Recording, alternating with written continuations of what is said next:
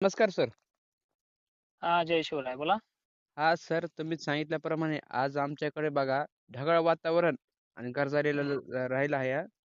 Sir आज हं. कोणत्या-कोणत्या जिल्ह्याला पाऊस पडणार आणि गारपीट ते सविस्तर अंदाज द्या?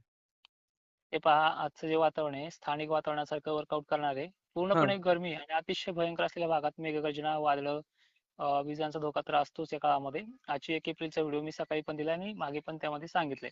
हो. आज सुरुवात तो सांगलीच्या काही भागापासून करेन, म्हसवड वगैरे परिसरापासून. बीड जिल्ह्यात अनेक ठिकाणी आहे. जालन्यातही दक्षिण भागामध्ये लवकर प्रभाव टाकेल. उत्तरेकडे जसं की भोकरदन, जाफराबाद असेल, या भागांनाही लवकर प्रभाव टाकेल. आणि वातावरण हे साधं समजू नका. नाही आलं तर खूप चांगलं होईल. पण अनेक ठिकाणी शेतकऱ्यांचे बळी गेले 30 तारखेला. ते हो पुन्हा सर. होऊ नये म्हणून पोटतिडकीने सांगण्याचा प्रयत्न करतोय. तुम्ही कमेंट कशा जरी केल्या आणि काही जरी केलं तर आमच्या सरकारला त्याचा फरक पडत नाही. ज्या हो. सेवेसाठी आम्ही तत्पर आहोत ती सेवा आम्ही देण्याचा प्रयत्न करतोय. आणि विषय विनंती अशी आहे, हे वातावरण थोड्या तरी काही दिवसासाठी नाही, ती चांगलं 2-3 दिवस अजूनही चालणार आहे.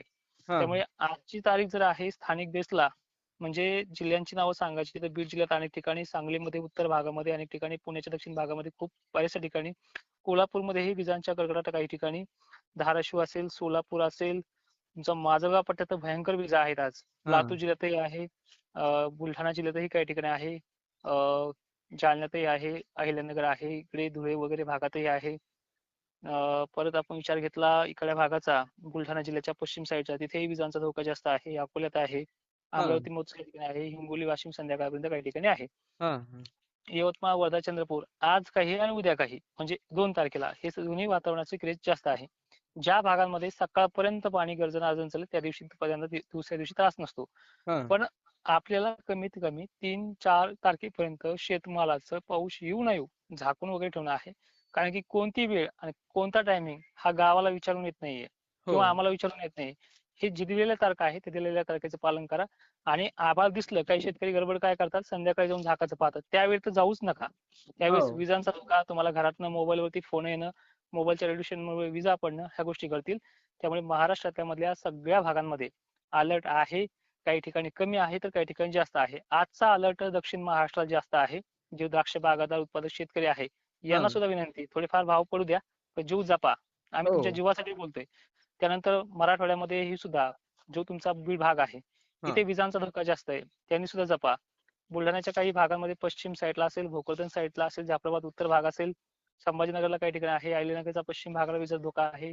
मालेगाव, नाशिक, निफाड, येवला, देवळा जे काही परिसर आहेत यांना देखील धोका आहे. हां. रात्री बेरात्री हिंगोली, वाशिमकडेही हा धोका जाऊ शकतो. हां. हां. हम्म. हम्म. आज सर पण तापमान लय वाढले सर. गरमी बघा लय जास्त झाली आहे आता. तेच गरमीमुळे काय होतं गरमीची जी पाण्याची वाफ आहे वाफेची ढग बनणं ढगांचं क्लाउड मध्ये रूपांतर होणं आणि क्लाउडचे अनेक प्रकार आहेत क्लाउड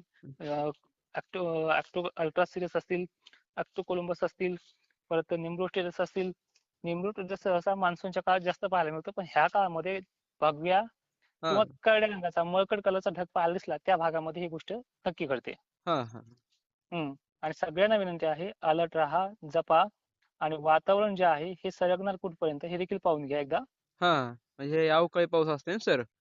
त्यामुळे विजाचं आणि तोडकर हवामान अंदाज असलेल्या सगळ्या चॅनलमध्ये फॉलोअप करून ठेवा तुम्हाला तिथे माहिती वेळोवेळी पोहोचत जाते.